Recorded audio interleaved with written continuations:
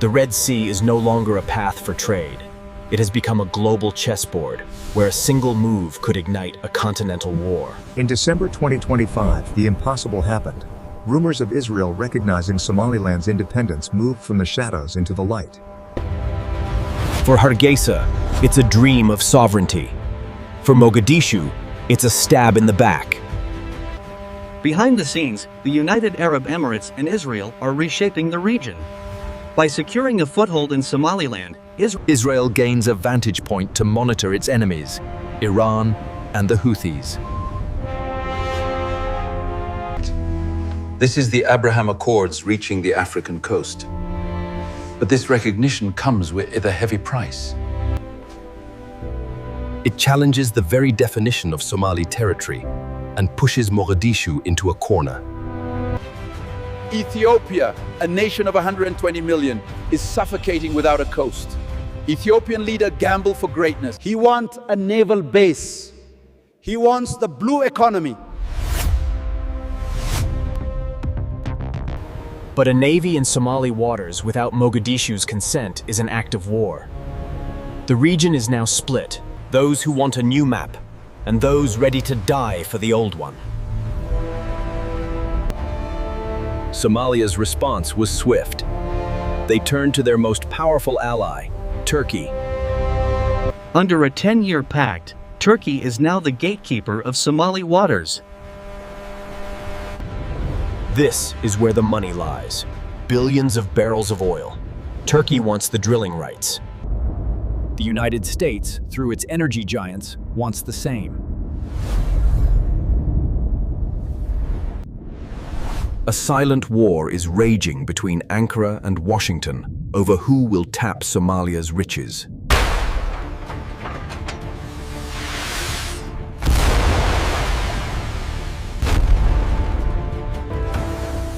The Houthis announced that Somaliland is a target and that they will strike it with their ballistic missiles. Because of the relationship it has formed and the base it is providing to Israel.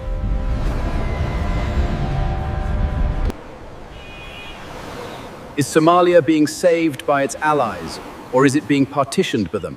The government in Mogadishu finds itself in a game they didn't start, fueled by interests they cannot control. The chessboard is set. The oil is waiting. The missiles are aimed. As 2025 comes to a close, the Horn of Africa stands at the edge of a new era. Will it be a rebirth of a nation or the collapse of a region? Only time will tell. This isn't just a regional conflict anymore. The fire in the Red Sea threatens the entire global economy. December 26, 2025. A date that rewrote the map of the Horn of Africa. Israel became the first UN member state to formally recognize Somaliland as a sovereign nation. This was not just diplomacy, it was a major strategic move. Israel secured a democratic ally at the mouth of the Red Sea, while Somaliland finally reached the goal it had pursued for 34 years, international legitimacy. But as Hargeisa celebrates, the rest of the Somali country is arming for war. Mogadishu's reaction was immediate and fierce. The Somali government condemned the move as an unlawful assault. But words are not enough. Somalia is now activating its secret weapon. Egypt, fearing Ethiopia's rise and Israel's new foothold, has pledged total military support to Somalia. The Red Sea is no longer a trade route. It is becoming a pincer designed to squeeze Ethiopia and its new allies. The silent partner in this deal is Ethiopia. After a landlocked century, PM Abiy Ahmed sees the Israeli recognition as his green light.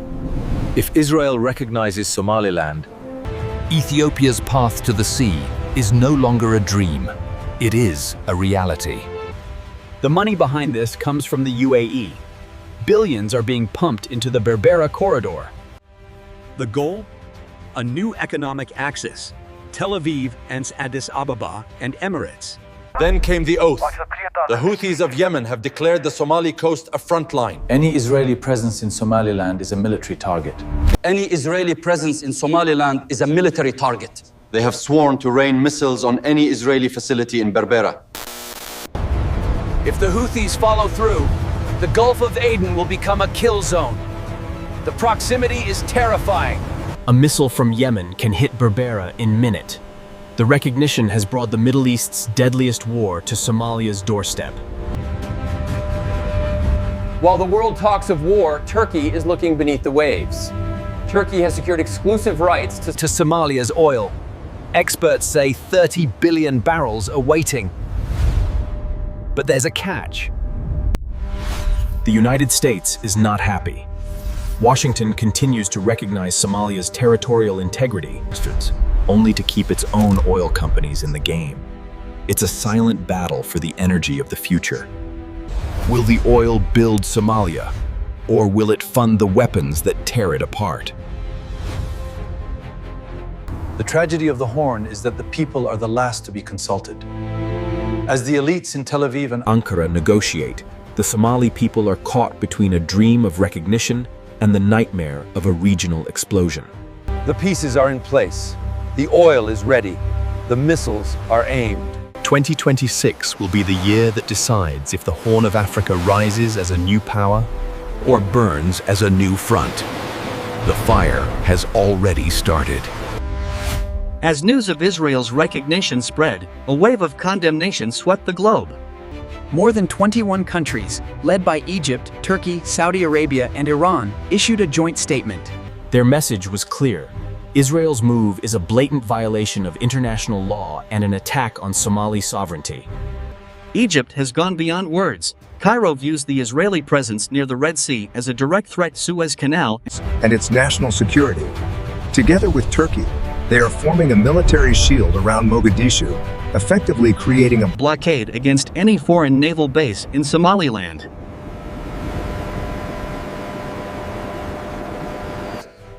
The African Union has also rejected the recognition, warning it sets a dangerous precedent for other breakaway regions in Africa. The continent fears a domino effect that could tear multiple nations apart. A dark rumor has haunted this recognition. A plan to relocate displaced Palestinians from Gaza to Somaliland. While the government in Hargeisa denies it, the Arab League has officially warned against using Somali territory as a platform for aggressive plans or ethnic cleansing. For many Somalis, this is no longer just about land. It is about faith and identity. The arrival of Israel on Somali shores has united Mogadishu's streets with the cause of Gaza, turning a territorial dispute into a religious and emotional struggle. The U.S. military fears that recognizing Somaliland would undermine its counter-terrorism cooperation with Mogadishu, particularly the fight against extremism. Washington is paralyzed, watching two of its closest allies, Israel and Turkey, confront each other in the most strategically vital corner of the world.